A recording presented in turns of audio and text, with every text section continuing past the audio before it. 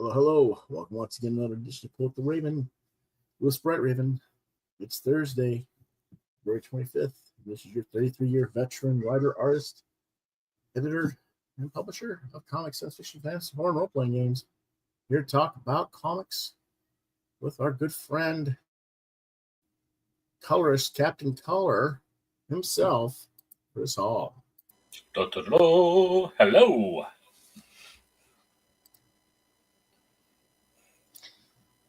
We got no one here yet. Or someone was here, but they left. They saw my ugly face and left. It's him. Oh, God, this is not what I wanted. No. Where's the person that we were going to look for? Where's the beat guy? Anyway, it's been kind of a rough week. Only got about half of our normal selection this week. And unfortunately, our what do we call him? Our co-host? I was going to say a third wheel. I'm kidding, John. Unfortunately, John Norris, our extra co-host here, our original co-host, had to take the week off, had some family get-together going on this week, so he's not with us, unfortunately. So it's up to you and I to hold the fort. I think we got it. You think we got it? Okay. I think we got it. All right, then. Let's go ahead and start. If my cat will hush. There's nothing in the bedroom for you. I don't know why he wants to go in my bedroom. They always want to be where they're not supposed to be when they're not supposed to be. Okay, then I want to be over here then. Come talk to me. I'll let you get started, Chris.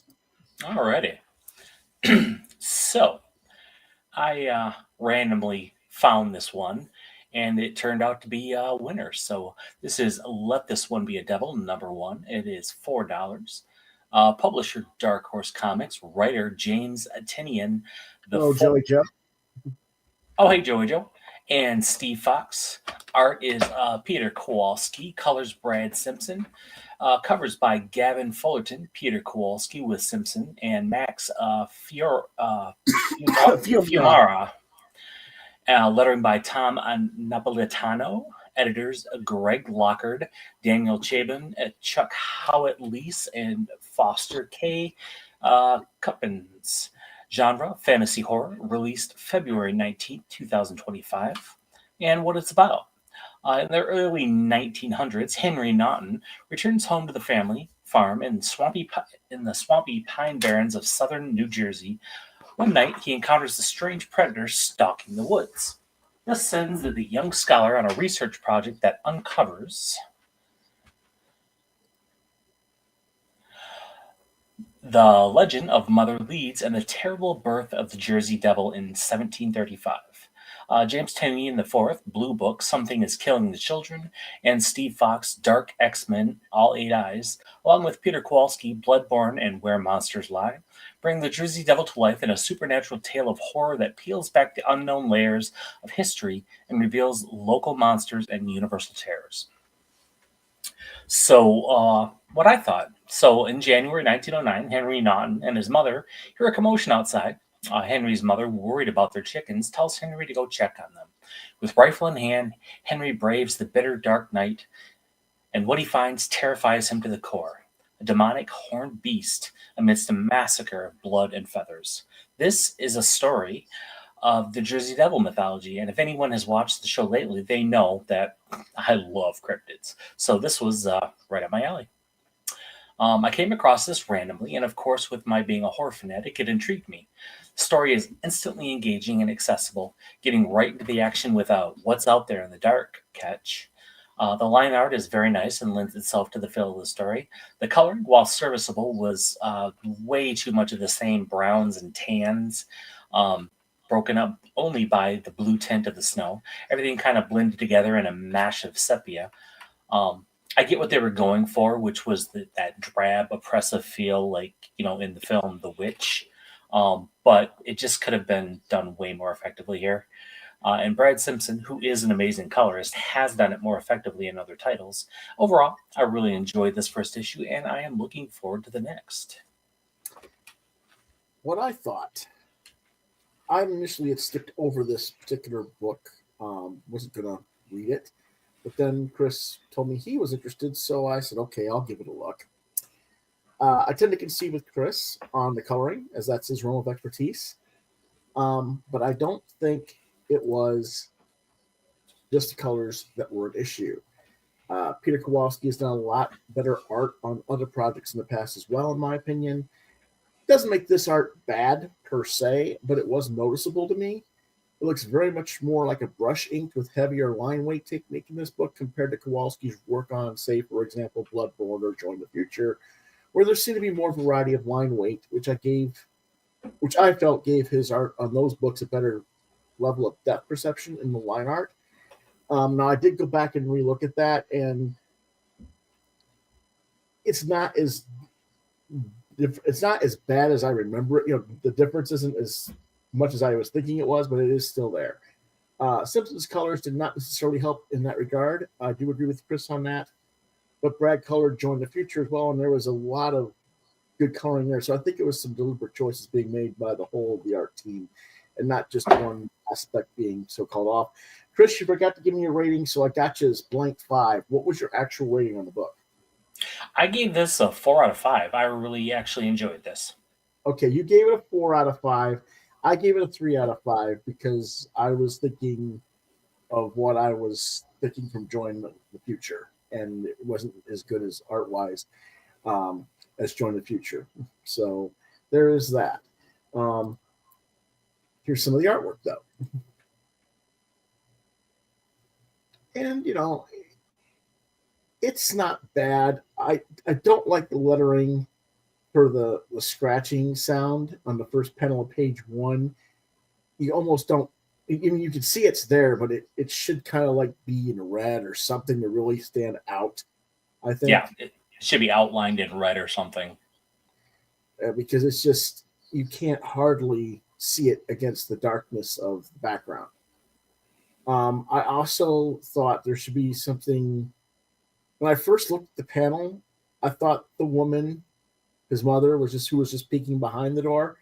I thought the chair or whatever was like next to her was all one figure when I first looked at it. That's how kind of weird the backgrounds on this were. It just was not,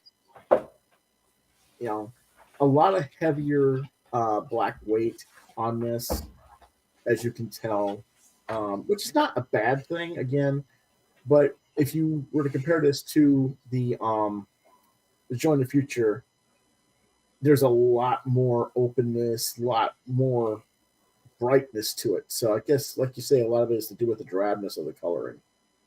Which, again, yeah, that was a deliberate choice. They were going for that heavy, oppressive, back in the day feel, like in The Witch. Mm-hmm.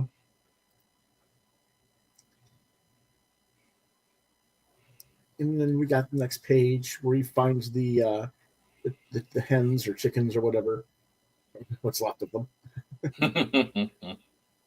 Yeah. And, it's interesting. Okay, here's a big blood scene over here. Where's the blood spatter on the trail he's supposed to be following? It's not there. And, and then he leans down and it's not there, but then he turns around and looks around the corner and there it is. Big blood spill again. You would think there'd be blood everywhere following the blood trail, So that's what I'm saying. There's little things like that that just weren't their best work. I did not like the figure for this particular panel on the Jersey Devil. At first, the little rat or whatever here, right in front of his knee, I thought that was his hoof. It's not. His hoof is further back in the shadows. Oh yeah, I can see that now.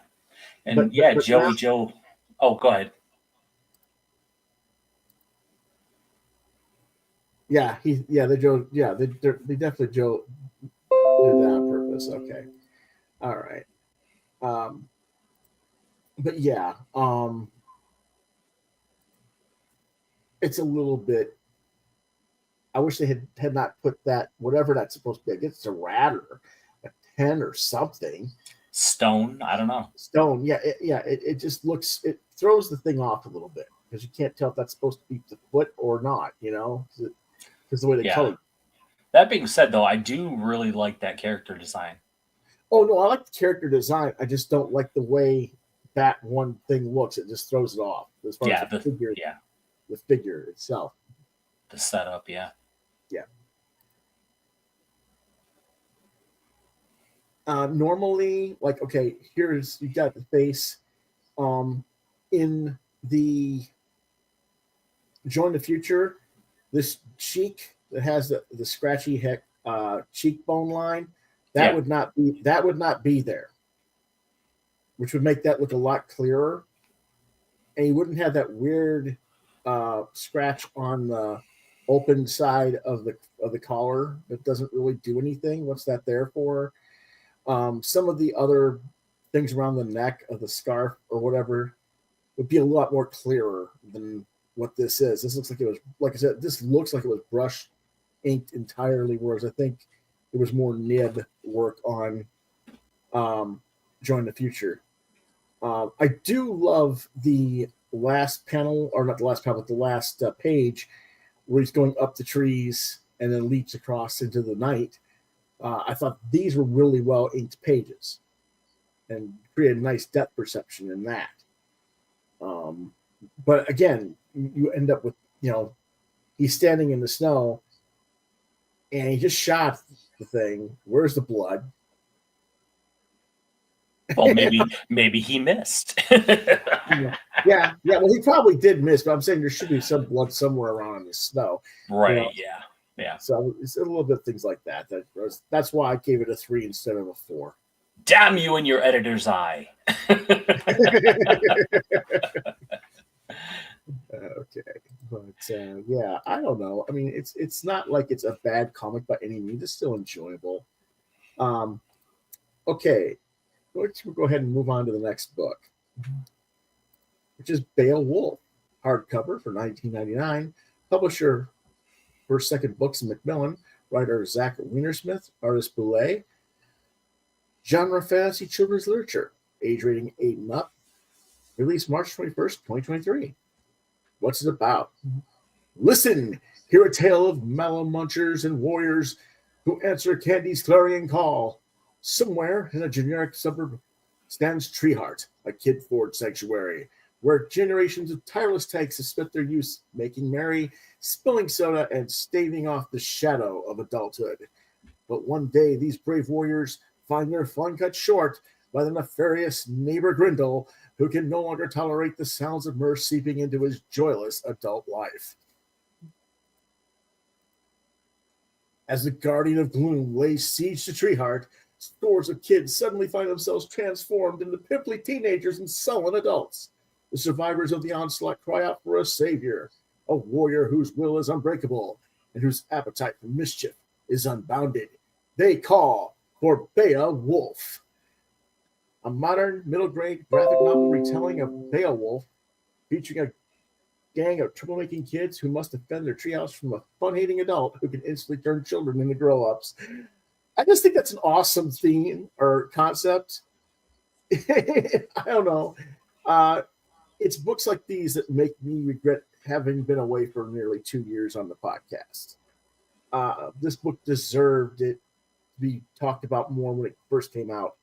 It is brilliant, in my opinion. I've got a cat in my lap. Weir specifically captures the thematic elements of the Beowulf tale while putting a great spin on it for modern kids who might not be into that type of storytelling. It's a wonderfully expressive tale that is perfect for young children to be read by read to by their parents, but strong enough in theme and tone to be enjoyed by preteens and early teens as solo readers. It is a superb balance of both the comics and the children's picture book storybook style of art and balance.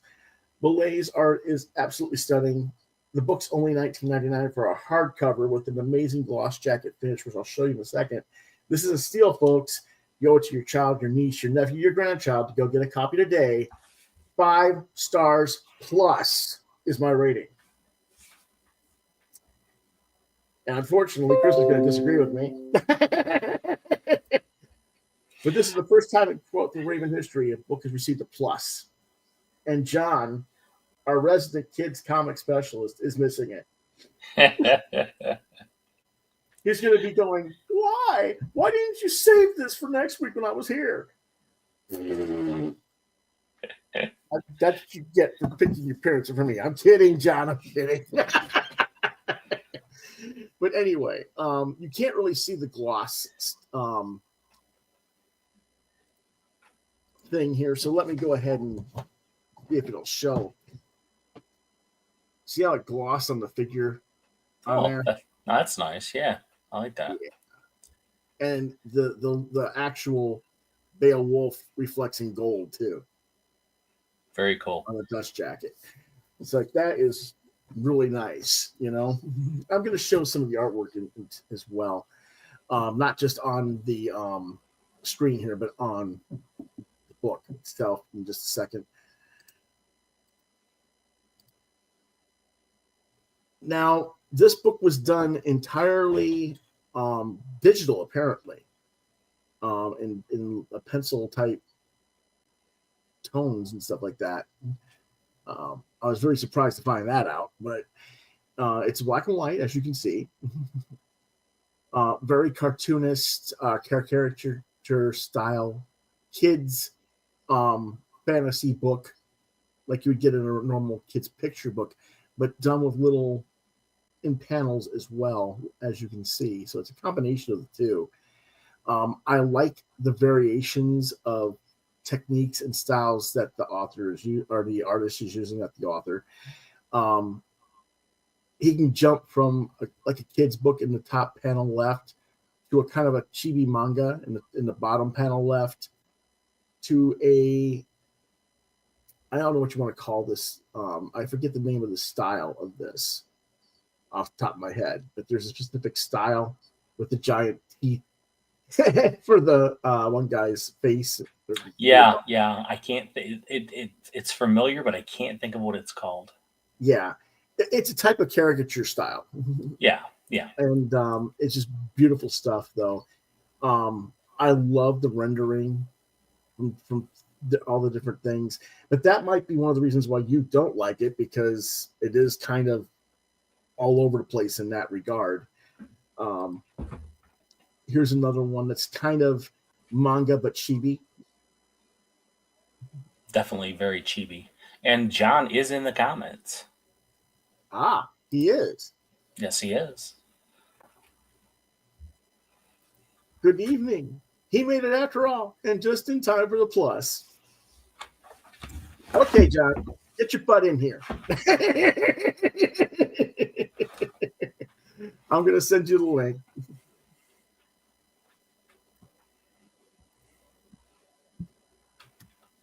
Whoops. I thought I was going to do it that way. I didn't want to. It's not that this was obviously this is not a bad book. It just wasn't my cup of tea. I didn't care for the layout and the format, of how they did it. Mm-hmm. It was just kind of jarring and seemed like kind of all over the place to me. No, I see what you're saying. Absolutely not, and you're not the only one who made those comments. So don't. I'm not mad at you or anything. We're not like vehemently opposed. Here's another really brilliant. Look at just the exquisite level of detail on this, though. Yeah, this is really nice. I mean, it's just gorgeous to look at. And her helmet is like a stuffed bear with the top of the head of the bear with the arms over her shoulders. It's so cool looking, you know. I mean, who designs stuff like this? You know? Yeah, it is beautiful.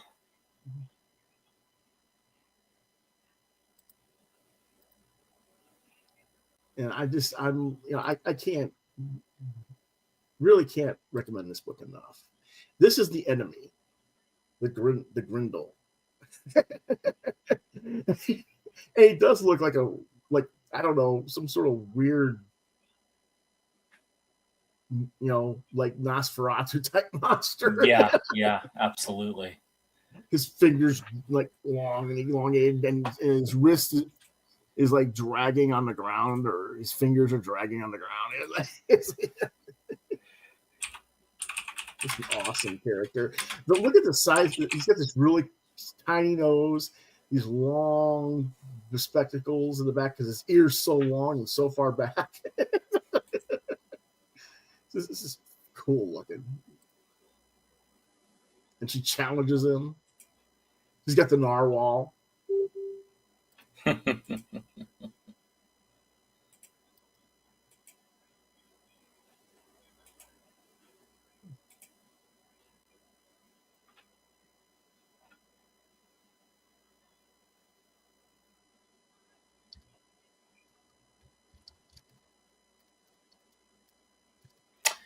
I was trying to think of some of the art, you know, like especially the Grendel character.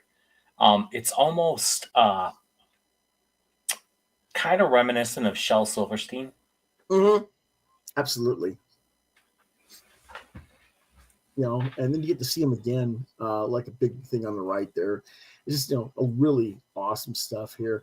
Now, there is a kind of a warp on that one left panel because of the way it was scanned in the pictures that I was looking at. It was like warped into the center, you know, like because the like the book was folded into the center. Right. Yeah, the center crease. Yeah.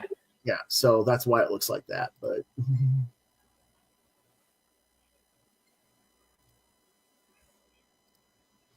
yeah.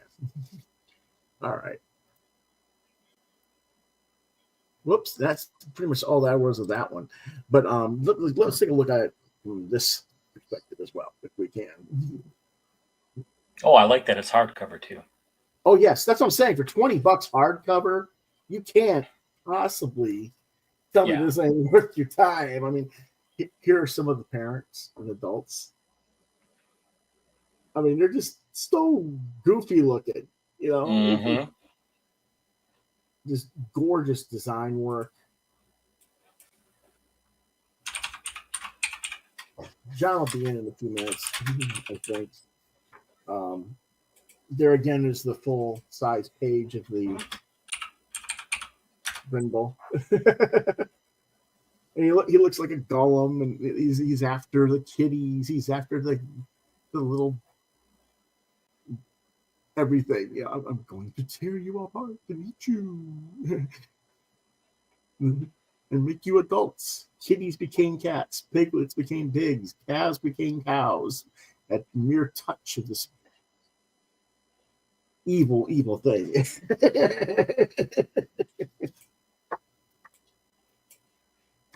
I'm looking something else up here. Sure, go ahead.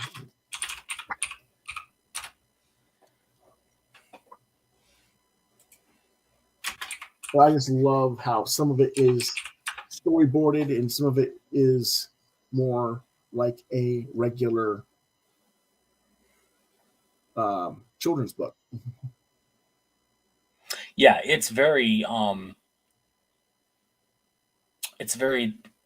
typical of like children's book art. Yeah. So anyway, loving this one. I was trying to find because man, it's bugging me that style looks so familiar, but I can't quite pin it. Mm-hmm. It's like, well, is it Roald Dahl? No, it's not him. Yeah. I just love this thing. So it is what it is. But yeah, it's very cool. We're gonna put that aside. Of course, what did you give the rating though for yourself? I would give this probably a 3.5, just because of the art. Okay, that's fine. That's a respectable score too. I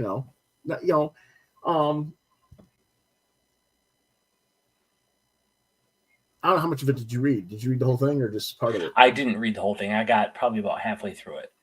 Okay, that's fair. And just the panel design and the page layouts just really threw me. I couldn't get past that. Oh, I see him now. Sorry, didn't see you down there. There he is. Good evening, everybody. Good evening, John. Welcome. Thank you. Glad I could make it. Yeah, we're glad you could make it too. We were not expecting you. I wasn't expecting me either. I went to see Six, the musical, with my parents tonight, and it turns out it's only an hour and a half long, and there's no intermission. So it was a nice, shorter musical than usual. So I got home a little bit earlier than I was expecting. That's an incredibly short musical.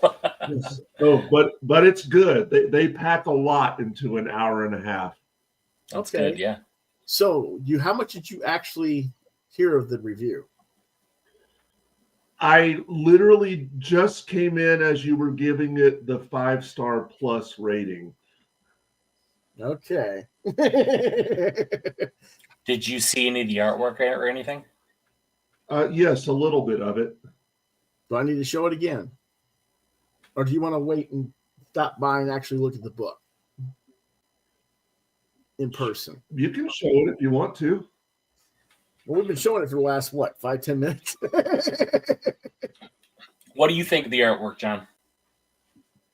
Let me go ahead and go back real quick here.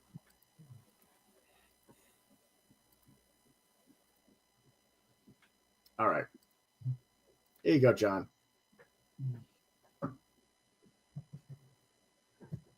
That's nice. Yeah, I like the boy's expression. The one that's wearing the king crown. I like that, and I like the shading in the panel on the right.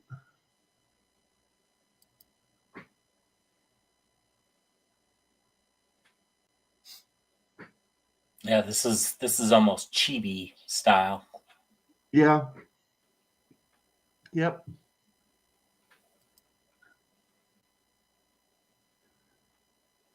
What do you think of that one? I like it. It makes me wonder what's about to happen.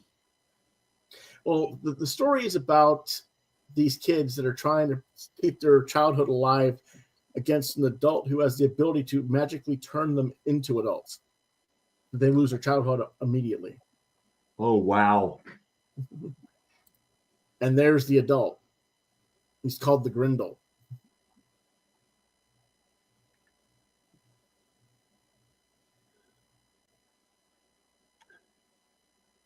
He reminds me of like if you've seen the movie Pink Floyd The Wall, the trial sequence at the end, he reminds me of like the teacher puppet from that scene. Oh yeah. That's brilliant analysis. Good job, John. Yeah, I can absolutely see that now. Gosh, and I haven't even read the book yet.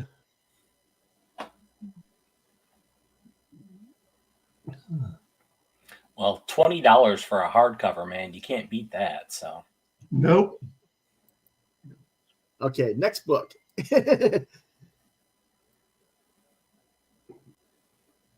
Joe's like 5-star plus. He doesn't agree, I'm sure. He's laughing. That's fine. The Nightcrawlers Volume 1, The Boy Who Cried Wolf, trade paperback for $10.99, publisher Blaze, writer Marco Lopez, artist Rachel Disler, colorist Francesco Montalbano, lettering by DC Hopkins, editors Rich Young, Kevin Kettner, and Amy Jackson. Good Lord, these books have so many editors these days. Right. Genres, mystery adventure, age rating 8 and up. What it's about. If you think aliens replaced your teachers or your neighbor might be a vampire, then there's only one place to call for help: the Nightcrawlers. Friends Francesca, Mika, Bruno, Calvin, and Alana were all saved by their caretaker, William Jones, from monsters in the past. Now they've come together to continue to fight and help other kids. Their first case comes from a friend at school who believes their parents were replaced by werewolves. But when their investigation leads them right into the middle of a confrontation between their caretaker, William Jones, and a former Nightcrawler out for revenge, they may be in over their heads. This unlikely group of friends must come together as they help not only themselves, but others. What did I think of it? There's lots of potential, but not particularly well-paced or structured story. The beginning of this graphic novel gets off to a rocky start with character introductions, flashback sequences, and Marissa recovering her memories, all without some needed cues to help an inexperienced reader, since this is going for younger readers as an audience, help them navigate the jumps from one place to the next or one time to the next. And keep in mind, like I said, this book is meant for younger, less experienced readers. Now, someone like me, yeah, I can follow it, but an 8-year-old might get a little bit confused. Once the story progresses into the next few chapters, however, and gets on a decent pace, the story does flow better, but there are many things about the characters that are not truly explained in the story itself, but explained in the back as an addendum of their biographies. First, that section, the designer picked a really crappy color, shitty color really, for the font to be printed on the back black page, and it's very difficult to read. Letters, page designers, reds to browns are not a good color choice to use on a black background, especially if you're planning to use a glossy stock paper finish as this book did. I get it. You wanted a softer color palette so it didn't look too bright garish like my yellow on print on black. Here, but can you guys see how difficult that color is to read on the screen? Yes. Yeah, but if I didn't have my glasses on. And this wasn't exactly the same reddish purple color that's picked in the book. It's a little bit warmer, brighter printed in the book, but not by much. I'm telling you, I had to sit there with my magnifying lamp. Glasses off, so I wouldn't have so much reflection. Well, your muted orange choice, much better. So yeah. So I mean that was the one thing I would say really kind of irked me because it's very difficult to read the addendums. I believe this book was crowdfunded. I'm not sure if it was picked up by Blaze Publishing afterwards or before, but there does seem to be 2 versions of the book, and the crowdfunded book is seemingly significantly different in color tones. And this book, the version I got, runs a little bit too dark in the palette as well, in my opinion. If there is a separate printed edition for the crowdfunder, I'll have to come across a copy of that someday to compare the two. As far as the story itself, it's enjoyable. It works as well as any classic Scooby-Doo or Clue Club, if anybody remembers what Clue Club was. Yep. It's those kind of type of story with a multi-ethnic characters crew. So they are also kind of sort of going for the Goonies vibe, but it doesn't really stand out as any great shakes either. It's totally fine for its intended audience. Again, this is more for ages 8 to 12, but I do think it might get passed on by older readers, and thus I'm only going to give it 3 out of 5. Let's take a look at the art. This is like a nightmare sequence or a recalling of the sequence of Francesca's running away from evil fairies that are going to take her to Dark Fairyland if she doesn't get it saved. That art isn't bad. It's not bad. No, the art's good. The coloring, though, you see how dark the walls are? The bluish, right? Okay. And the other seemingly crowdfunded version, it's like a light orange brown. Oh, okay. So you can, it's like, it makes a completely different look to this page. You know what I'm saying? Right. Yeah, that's very distinctly different. Yeah. So I wasn't really sure if that was something that they changed the thing when it went to print, or if it was something that they decided just to do. This is going to be a different version for the crowdfunding campaign. I don't know for sure. But it is an interesting thing. There is their savior, so to speak, the old man, William Jones, and he sends the fairies back to their dimension with his little gemstone. And she's telling, basically, this is Francesca telling the others her own story of how she was rescued by Jones. And then one of the other characters, Bruno, is like, yeah, I don't buy this story. No matter how many times you tell it, I don't. So it's kind of weird. And since none of the characters are actually being shown, it's like these weird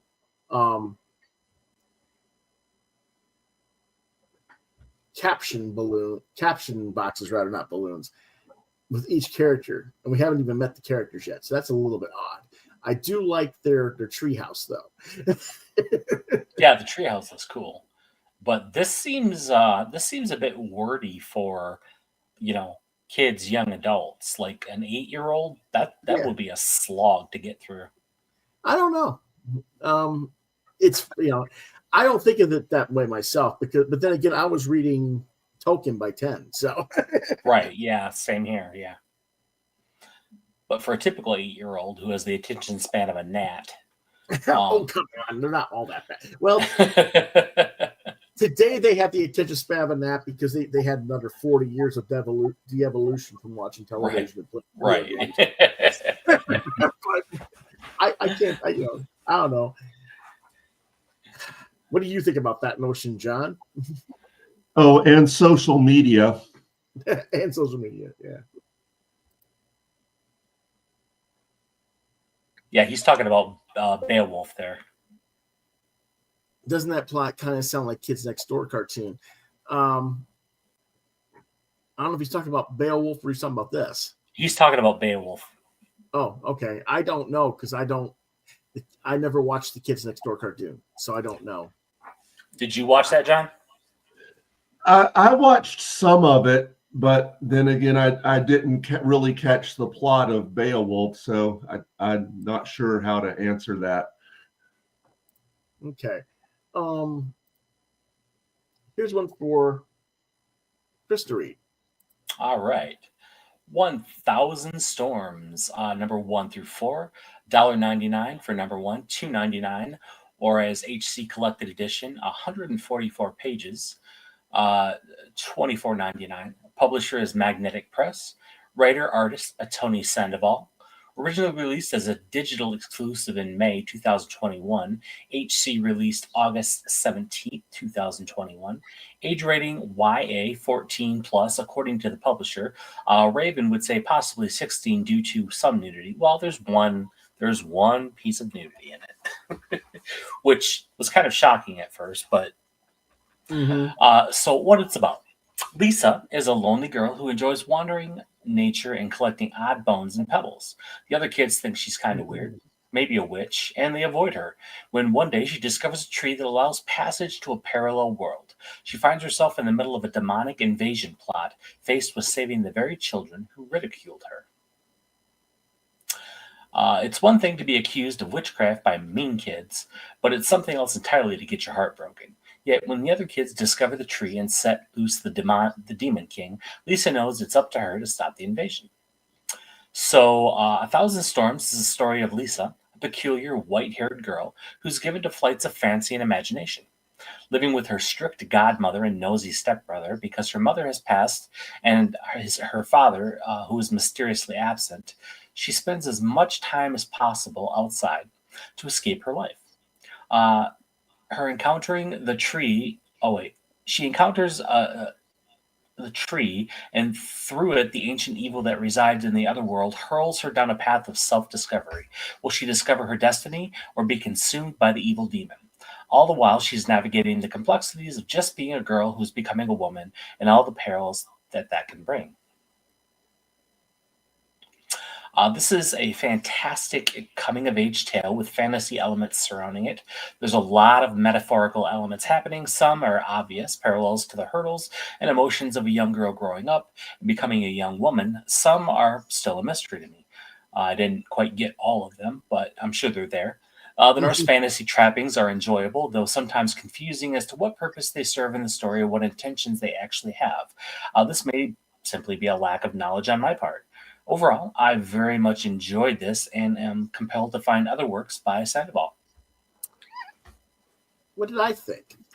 Sandoval is a wonderful watercolor artist who is extremely underrated, as his style doesn't lend itself to traditional superhero comics. I say sarcastically, but accurately to how other editors think. Right. Here in his own setting, and there are two other series in the same universe, set in the same world as his books Water Snakes and Doom Boy, that were produced before this. So now you know where to go look if you didn't know, Chris. I'm definitely going to look those up. The reader is faced with recognizable feelings of solitude and longing mixed with danger and adventure through a visual wonderland. I missed this series originally because it was a digital exclusive, and I did see the trade collection when it came out originally. So I'm very glad that Chris came across it and brought it to my attention. It certainly deserved the spotlight. I think some traditional comics fans will be nonplussed, as Sandoval mixes comics format with children's illustrated books very much like the Beowulf.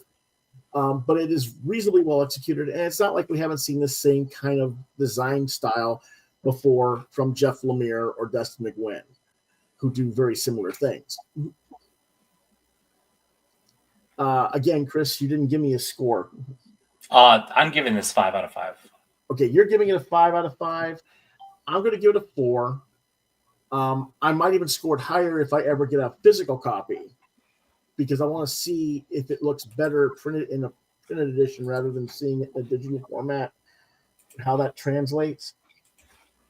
Because he's got a very interesting palette with his gray tones, and as you can kind of tell from the cover here, and I just want to see how that looks in print comparative to the digital.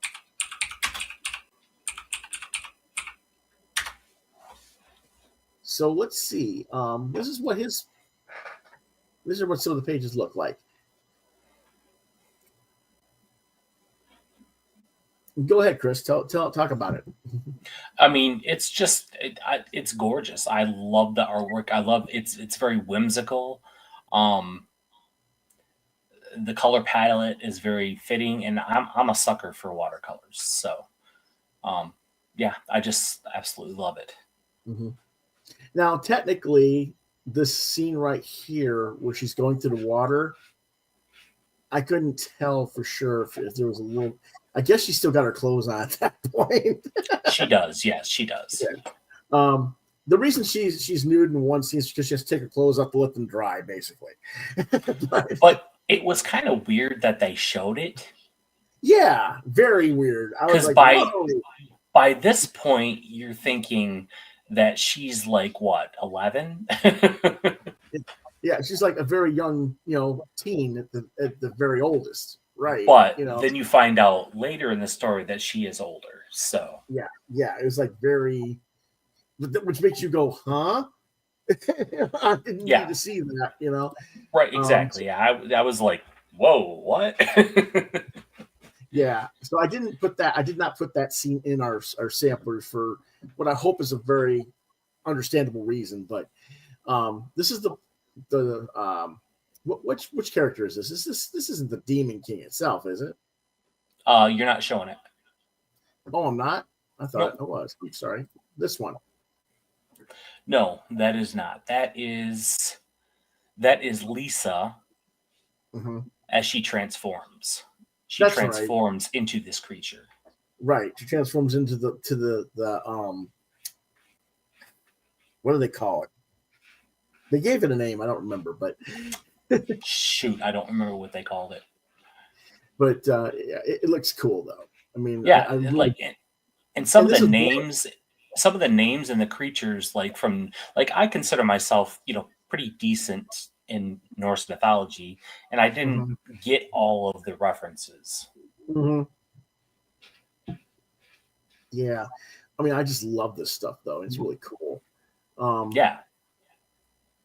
I love how he does the rib cages on this character. Mm-hmm. On her and stuff. So it's like, and the kids are like, "Oh my gosh!" Yeah. Right. Right. Whoops, sorry. I thought there was more.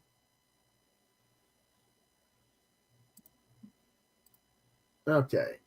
What did you think of that, John? That artwork looks very nice. Yeah. Unfortunately, I don't have a way to like show more because it's all digital. Yeah. But Chris can send you a link and let you look at it later. Yeah. Yeah, it's quite the thing there. Oh, okay, that's cute. In which it locked up on my my screen. That's why I had to cut back. Come on. You want to just... There we go. All right. Our next book is Tao Bang, hardcover, $24.99 from Magnetic Press. We did not plan on having a bunch of Magnetic Press today. It just happened to be that way.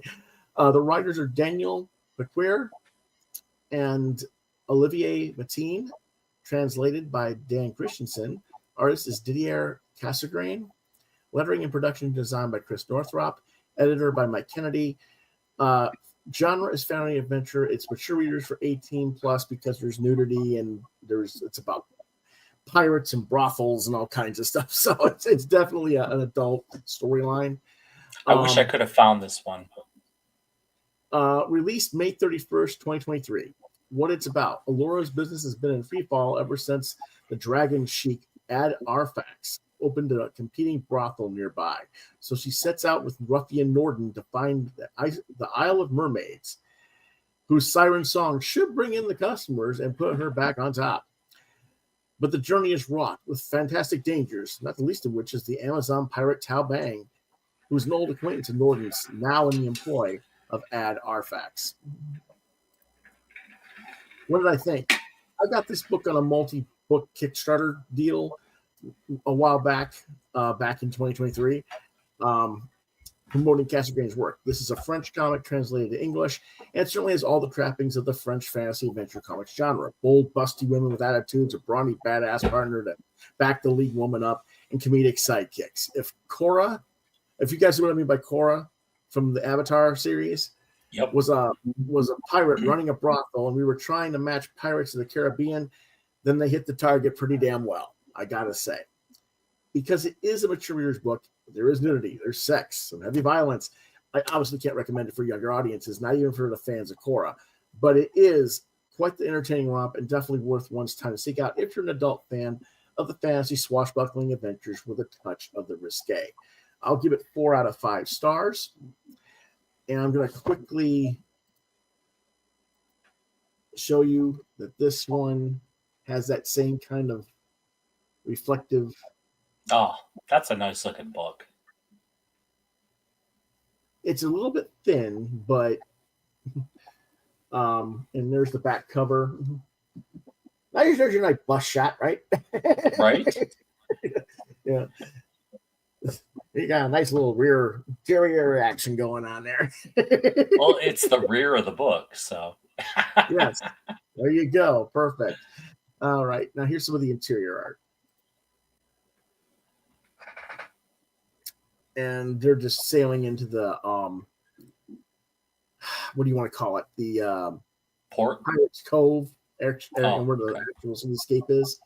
And this is where One of the comedic people is a slave in the boat. He's going to be like sold to some of the people to be used. But just really well painted, really well designed art by Casagrane. That kid even looks like what's his face from Avatar. Dang. Yeah. Yeah. Somebody's a fan. Yep. So they're getting off the boat, unloading the ship to trade to the lead.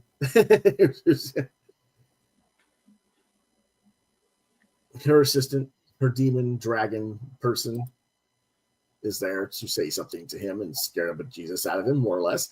Look at his nice little sharp claw underneath his neck. Right? Right underneath his chin. Right. It's like, yeah, that's oops. Nice little blood shed there, right? Didn't show it slicing the neck, but that's plenty enough to say, right? Right. And there you go. They sent it back to the ship with his head wrapped up in the.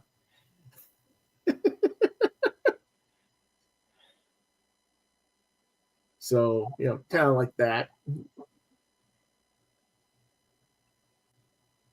So, kind of an interesting thing there, but it gets more and more interesting as you go. But those are like the first 5, 6, 10 pages of the story. So, the artwork is gorgeous. So. Mm-hmm. Yeah. So I felt like it was worth my time. There's multiple books that I got from them.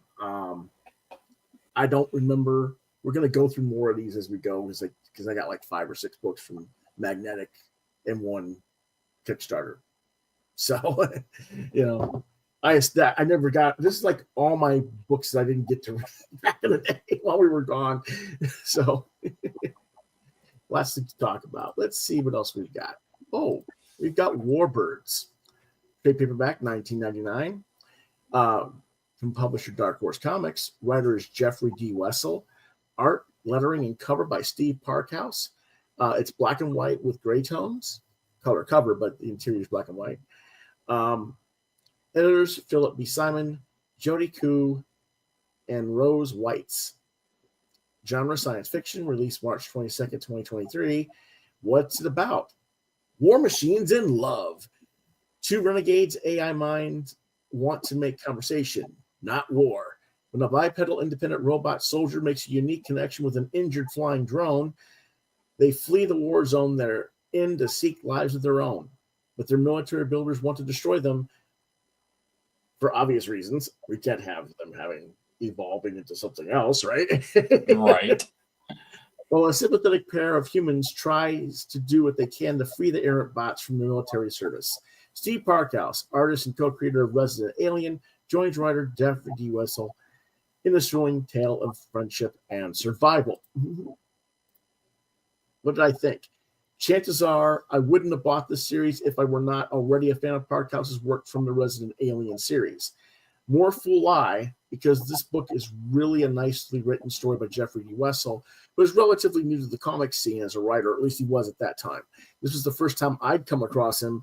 He only has a handful of credits elsewhere for 2000 AD and a couple of other things that are mostly over in the UK. I am sort of sad that this is in black and white with grayscale tones. It's perfectly great work to look at, and I have no issue with it being in this format because I don't have a problem with black and white art.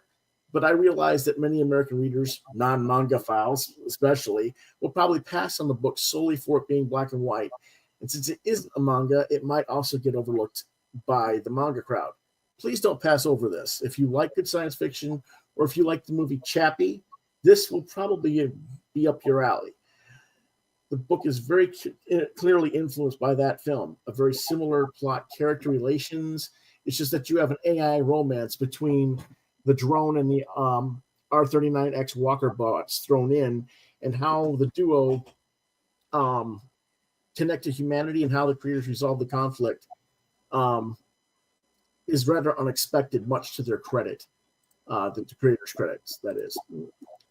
This would make a really great sci-fi original movie, and given how they picked up Resident Alien and how popular that series seems to have been for them, I am somewhat surprised that I can't find any evidence of them picking this up as well.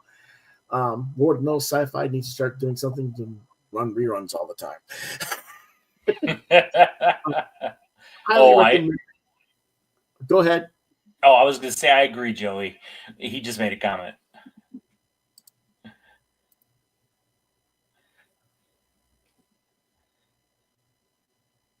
Okay. I don't know. All right. But anyway, 4.5 out of 5 on this. And let's take a look at some of the artwork.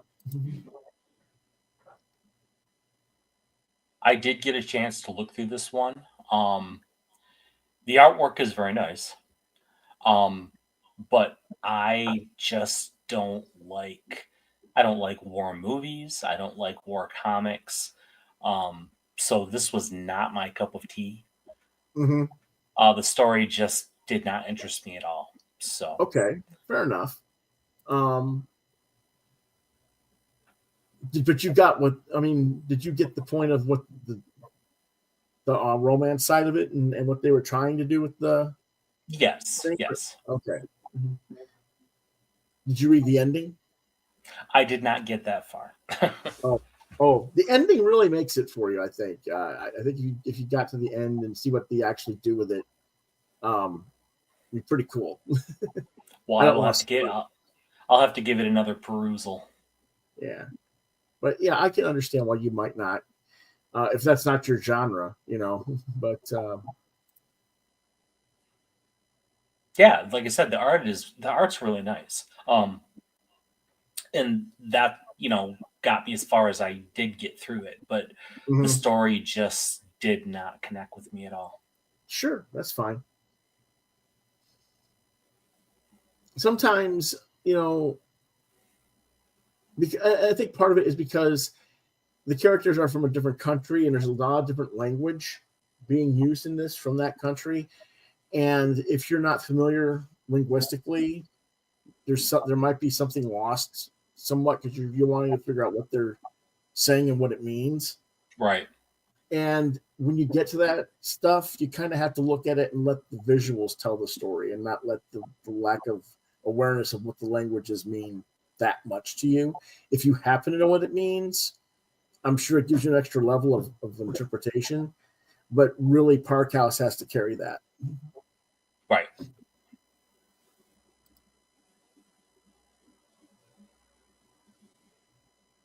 But I mean, like, I love some of the facial features. I mean, the way Steve does the noses on this. Oh, on yeah. this one. Yeah. And it's consistent from panel to panel and page to page, where she's got that really long. And it's great use of Zipatone, which you don't see very much anymore. Yeah, the duo shading stuff. Yeah. Although I don't think this is Zipatone, I think this is the digital tone. Oh, is it? Okay, all right. Yeah. But yeah. Just really well done that way.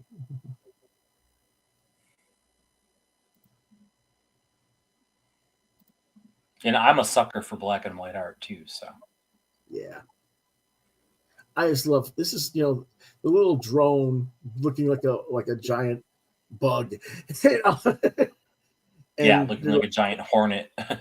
Yeah, and it's like it's calling out because it's heard the phone call where they're saying just kill it, destroy it, and it's like calling out, help me, and it like wakes up the robot and goes and rescues the thing and get him out of there. So really good stuff there. All righty, let's see what else we got, if anything, because there's a lot. Okay, no, that's actually our last one for the day because we got a lot of delays this week. But as does happen. Tomorrow, what are we doing tomorrow? We're back in full force because John was supposed to rejoin us tomorrow. Yes, I will be here tomorrow for Friday night movie night with Keanu Reeves replicas. And let's see. Since we missed like half the stuff that we were supposed to do this week, Next week we will do Primer, Clashing Colors, The Night Eaters, Ghost Band, Heart Switch, Slightly Exaggerated, Dragon Garage, and Power Lords 2, and then whatever Chris and John have to add. So it's gonna be a full show. Yes. Well, this was a pretty full show, but this was the stuff that was except for Power Lords. All of this stuff was supposed to be this week too. Right. What happened to that Keanu Reeves book? I'm not sure. No, it's a movie. Oh, okay. He misunderstood. Yeah. Yeah, that's what we're going to be reviewing for tomorrow, Joey. Yep. All righty.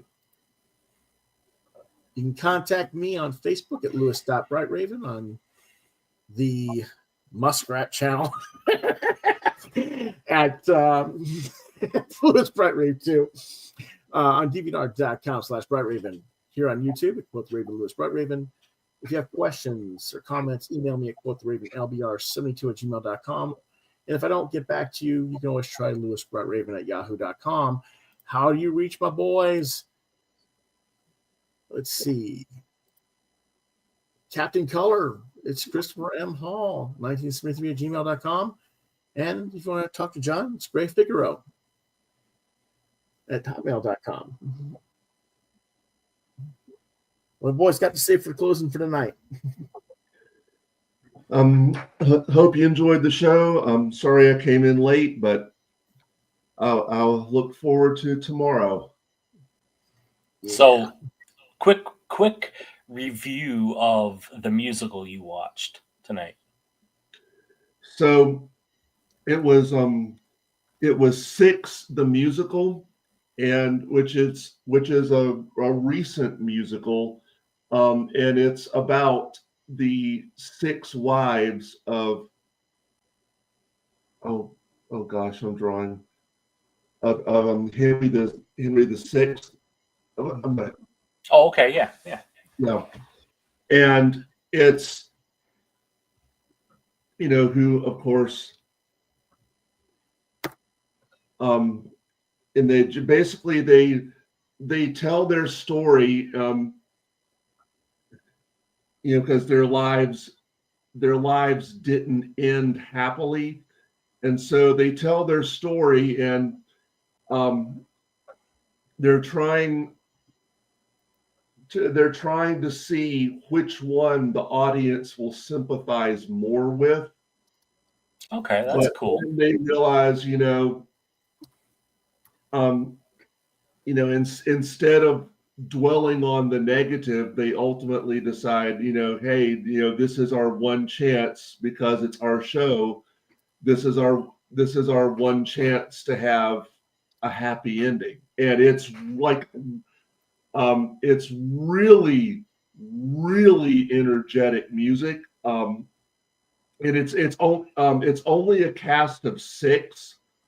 And the band is right on stage, which I love, and they had a killer band, absolutely killer band, and just like the audience was with them from note one all the way to the end.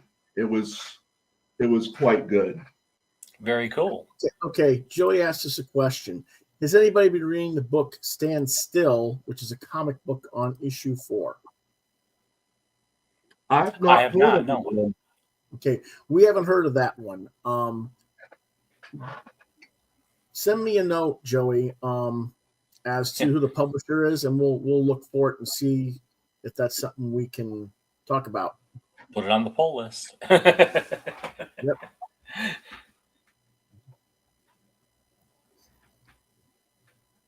Okay. So that being said, I think that's all for tonight. So we'll see you next time. Quoth the Raven, nevermore. Nevermore.